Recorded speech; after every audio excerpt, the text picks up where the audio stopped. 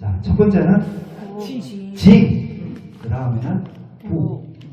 또 장구, 깽가리. 이게 이제 밖에서 말하는 사물놀이잖아요. 근데 이제 불교에서 말하는 사물은 조금 달라요. 어떤 게 있냐면 첫 번째는 동종이라는 게 있어요. 동종.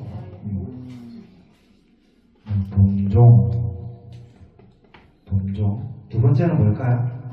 법고. 자, 법고. 세 번째는 운판. 마지막 네 번째는 모거. 요렇게. 이게 이제 절에서는 불전사물이라는 게 동종, 법고, 그리고 운판, 모고를 말하고 있는데요. 자, 우리 31페이지 중앙쯤에 보면 동종이라는 글자 보이시죠? 네. 같이 한번 쭉 읽어보도록 하겠습니다. 시작. 동종은 예불과 행사의 시작을 알릴 때 올립니다. 아침 예불 때는 28번, 저녁 예불 때는 33번 타종합니다. 법은 우주의 모든 것 또는 진리를 의미하며 그 원인으로 지옥의 중생을 제도합니다. 법고는 흔히 알고 있는 일반 국처럼 몸체는 나무로 만들어지고 소리를 내는 부분은 가죽으로 둘러싸여 있습니다. 이러한 법고의 기능은 본종과 유사하며 법고의 소리로 축생의 중생을 제도합니다. 운판은 구름 모양의 청동판으로 만들어져 본종각에 걸려있는 사물입니다. 운판의 법문은 허공의 중생을 제도합니다. 모관은 말 그대로 나무로 만든 물고기 모양의 법구로 대부분을 파내어 그 안에 2개의 막대기를 넣어 두들겨서 소리를 냅니다. 물고기 모양을 하고 있는 것을 보면 예상할 수 있듯이 수중의 중생을 제도합니다. 이렇게 나와 있죠. 나중에 이제 불교가 점차 융성해지기 시작하면서 원래 목적보다는 종교적 의미가 좀 부여된 게 이제 본정이라고 볼 수가 있어요. 글에 나와 있듯이 종은 어느 중생을 제도한다고 나와 있죠? 지옥 중생을 제도한다고 나와 있죠. 그리고 이 종소리를 들으면 문종성 번뇌단 지혜장 보리생 이런 말이 있거든요. 문종성 이 종소리를 들으면 번뇌는 사라지고 대신에 무엇이 생기냐면 지혜가 생긴다. 이런 뜻을 가지고 있는 게 또 본정이고요. 본정은 몇 번 칠까요? 본정은 몇 번 칠까요 혹시? 네? 3-4번. 본정은 몇 번 칠까? 자, 아침 저녁이 달라요. 아침에는 28번, 저녁에는 33번. 그럼 낮에는? 없어요? 낮에는 없어요? 낮에는 없어. 낮에는 몇 번 칠까요? 낮에는 안 쳐요. 안 치지. 안 치는데 치는 거 보셨을 거예요. 해인사 치거든요. 풍로사 치거든요. 왜 치냐면 사람들이 보고 싶어 하니까. 다른 이유 없어요. 원래는 아침 저녁을 치는 건데 대중들이 많이 오는 이제 관광사찰이라든지 이런 부분에서는 사람들에게 그냥 보여주고 알리기 위해서, 물론 예물의 시간을 맞춰서 치긴 하지만 특별한 의미를 가지고 있는 건 아니고 대중에게 알리기 위해서 이렇게 보여주는 거고, 원래는 아침에는 28번, 저녁에는 33번을 이렇게 칩니다. 근데 이거를 숫자는 그냥 정해진 숫자가 아니거든요. 우리가 이 사는 세계는 3개로 이루어졌다 그래요. 3개, 욕계, 색계, 무색계. 욕계는 우리가 지금 사는 세상, 욕망이 가득한 세상, 오욕락이 가득한 세상이 욕계. 그 욕계는 좀 뛰어넘었지만 물질로 이루어진 세계, 색계, 그 다음에 이 물질도 뛰어넘은 정신적인 세계, 이 무색계라는 게 있거든요. 이 세상은 욕계, 색계, 무색계로 이루어져 있어요. 여기에 이제 욕계가 6천이고, 욕계 6천, 색계 18천, 무색계 몇 개월 될까요? 4개만. 네. 자, 28째 넘으면 무색 4천입니다. 요게 총 합치면 28개죠.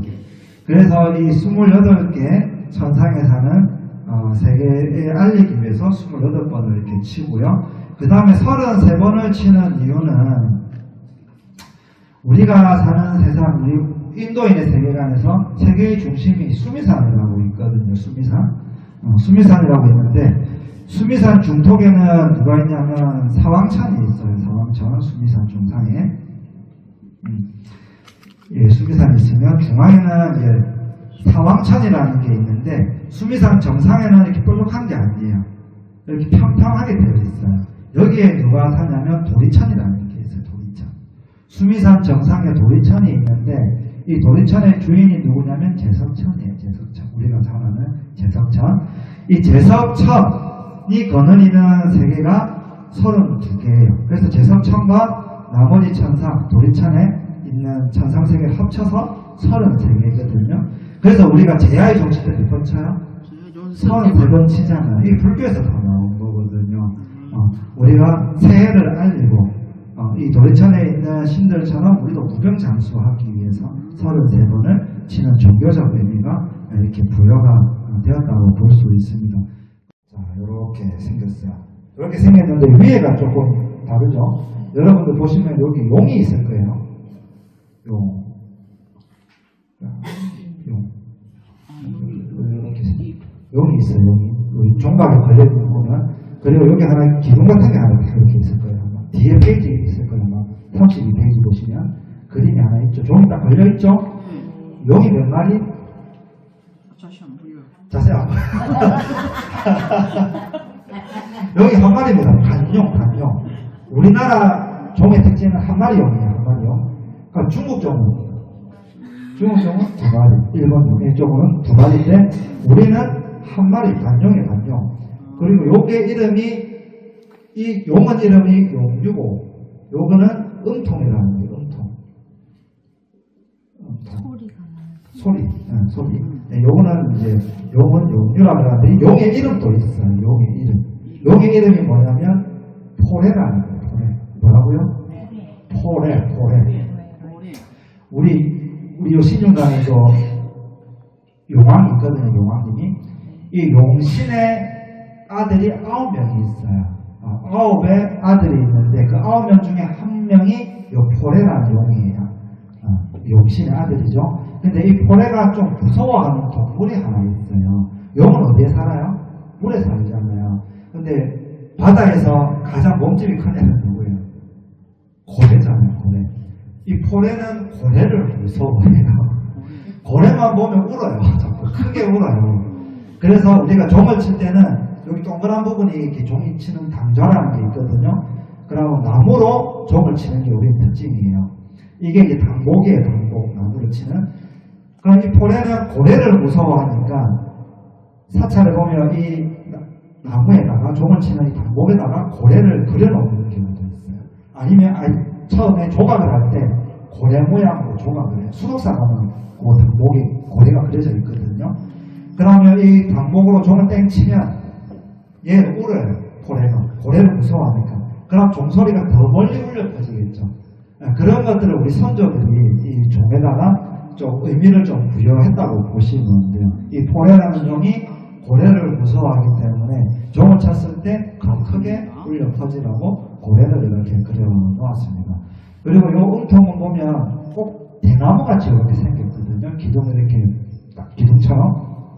이게 음통인데 우리가 흔히 이제 좀 의미를 부여하자면 종을 쳤을 때 종이 아름다운 소리를 내기 위해서 잡음을 잡아준다. 잡음을 없애주는 역할을 하는 것이 바로 이 음통이다. 이렇게 얘기를 해요. 근데 실제로 그 잡음을 잡아내는지 안 내는지 그 과학적으로 사실 제가 이렇게 확인해 본 건 아니에요. 근데 또 중요한 것 중에 하나는 이 음통이 뚫려 있어요.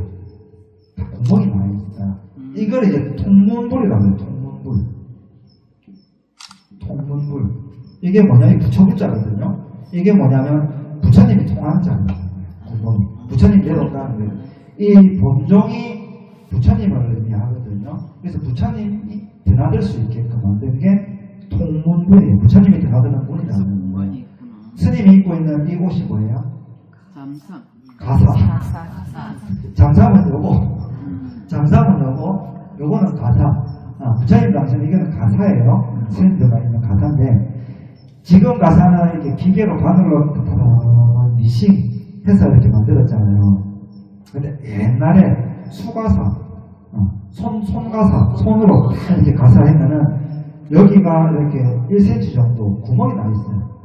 그러면 이 구멍이 쭉 따라가지고 이렇게 내려보면 끝에 구멍이 도달해요. 미로찾기처럼. 그럼 예를 들어서 콩을 하나 넣었어요. 콩을 하나 넣어서 이렇게 콩을 밀어가지고 쭉 하면 끝에까지 와요. 왜 그랬냐면 부처님이 들어옵니다. 우리 가사를 보면 부처님이 내가 이 순간에 부처님이 오셔서 내가 부처님을 대신해서 부처님 법을 설해주고 부처님에게 예불을 올리기 때문에 옛날 손가사는 그렇게 부처님이 드나든다고 해서 구멍을 내놨어요. 그렇게 옛날 어르신들 보면 위패 보셨을 때 위패 혹시 구멍 난 거 보셨어요? 못 보셨어요? 지금 위패는 다 구멍이 없잖아요. 나무 위패 만들 때도 마찬가지고. 근데 옛날 위패는 이렇게 위패를 쓰면 이렇게 구멍을 내놨어요. 왜? 혼이 들어가면 우리는 지금 이제 청혼해서 제사 지낼 때 부르잖아요. 근데 그냥 불러서 쓰는데 옛날에는 위패에도 이 귀신이, 신이, 혼들이 와서 들어갔다 나가라. 이렇게 혼구멍 낸다는 걸 했잖아요. 그래서 이 혼에도 구멍이 위패에 이렇게 있었던 거예요. 그래서 이렇게 꿈통으로 구멍을. 아니 옛날에 귀신이 억수로 쎄했다는 결론이에요? 네. 구멍을 그런 말 할 수 있었는데. 아니 여기 위패에 나가는 귀신 우리 제사 지내고 하면 하잖아요. 그럴 때. 그래도 너무 좋았으니까 두달두달 하는 거지. 이렇게 옛날에 이렇게 돈 높은 스님 한 분이 이렇게 계셨어요. 연세가 많으시고 벽이 아주 높은 노스님이 한 분 계셨는데 이 스님에게는 이렇게 제자들이 여러 명 있었어요. 제자들이 여러 명 있었는데 그 중에 꼭 한 명이 지독실이 말을 안 듣는 거예요. 지독실이 말을 안 들어요. 계속 공부하라면 공부 안 하고 어디 뭐 모여라 하면 농땡이 치고 이렇게 말을 안 듣는 이 제자가 스승보다 먼저 이 세상을 이제 떠나게 되었어요.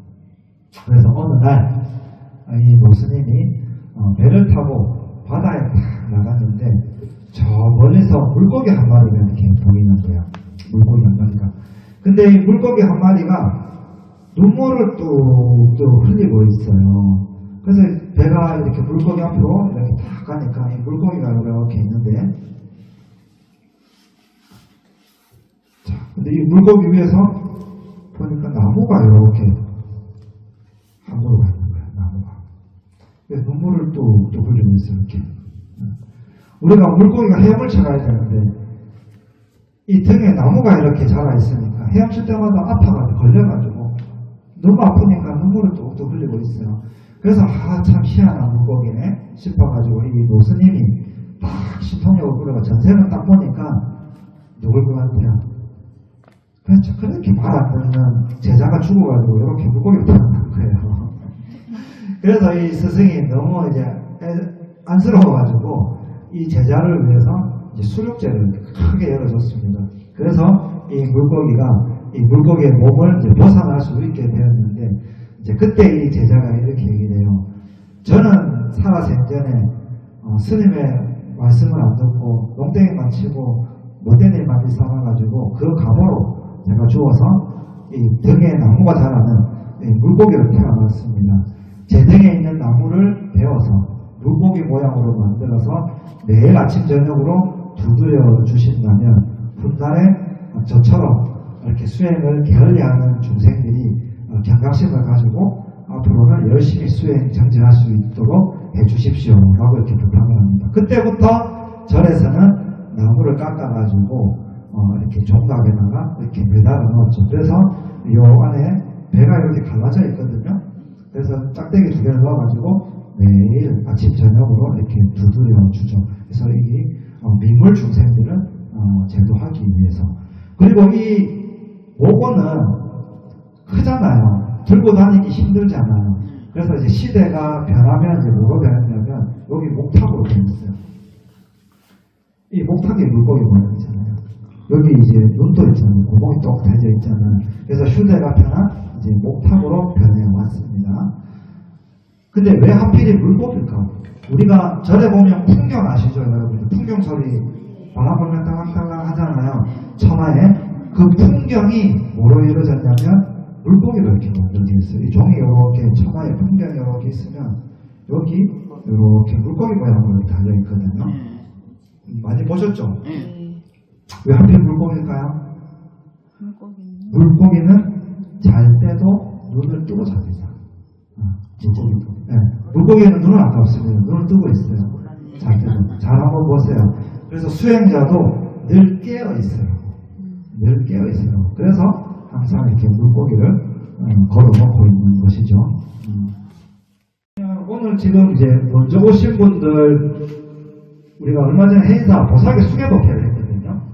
수계법회 때 이제 동참을 해주신 분들도 좀 계셨고 이번에는 제가 이제 온 지가 얼마 안 돼가지고 이렇게 좀 많이 홍보를 좀 못했어요. 행사에서 큰 행사가 2번 있거든요. 1년에 이제 봄에 이제 정대불사 우리가 대장경을 머리에 있는 거 정대불사가 있고 가을에 보살계 수계법회가 있어요. 그 두 행사가 이제 큰 행사이기 때문에 내년에는 이제 봄, 가을로 한 번씩 해인사 순례를 한번 좀 가면 좀 좋을 것 같습니다. 그때 이제 참석하셨던 분이 몇 분 계신데 오늘 대표로 사무장님이 오셨기 때문에 사무장님한테 여러분들 대신 하나 전해드릴게요. 이 호계첩이라고 여기 있어요. 우리가 여기 보면 법명도 이렇게 주거든요. 우리가 보살계라는 거는 어떤 거냐면 우리가 불자가 되는 조건이 있거든요. 첫 번째는 삼귀에 삼귀. 부처님께 기회합니다. 부처님 가르침에 기회합니다. 그리고 스님들께 기회합니다. 이게 삼귀이고 그 다음 5개를 지키는 거거든요. 불사세, 불투도, 불사음, 그 다음에 불방어, 불주. 여기 5가지. 요걸 지켜야지 불자가 되는 거거든요. 근데 이 보살계는 조금 더 많아요. 10종 48경계 10가지 중앙계와 조금 덜 중요한 48가지의 계로 이루어진 계율이거든요. 저도 받았어요. 스님들도 받고 일반인들도 받을 수 있는 게 이제 보살계거든요. 그래서 이제 보살 개첩이 이렇게 있습니다. 대표로 우리 사무장님께 먼저 한번. 본명은 이제 수선화. 이거는 닦을 숫자에 착할 선자. 선을 잡고 닦으면 이 빛나올 화자거든요. 우리 화엄경 할 때 화자. 그래서 이제 선을 잡고 닦으면 이제 빛이 난다고 해서 본명이 수선화입니다. 증명은 우리 해인사 방장 스님이신 벽산 오은각 대종사님께서 해주셨고 정계아사리는 태호 무관 대종사, 갈마아사리는 지엄 경성율사, 교수아사리는 마하 금강율사. 불기 2568년 10월 26일 법보종찰 해인사 금강계단. 축하드립니다. 자, 나머지 2분은 저기 공양간에 있어요. 그리고 한 분은 좀 바쁘셔서 미리 이제 이틀 전에 오셔가지고 이제 받아갔습니다. 하여튼 오늘 또 날씨도 좀 구전데 그래도 이 귀한 시간 함께 요곡사 오셔서 너무 감사드리고요. 공양 맛있게 하시고 늘 여러분들 가정이 화목하시길 바랍니다. 네, 감사합니다. 성불하십시오.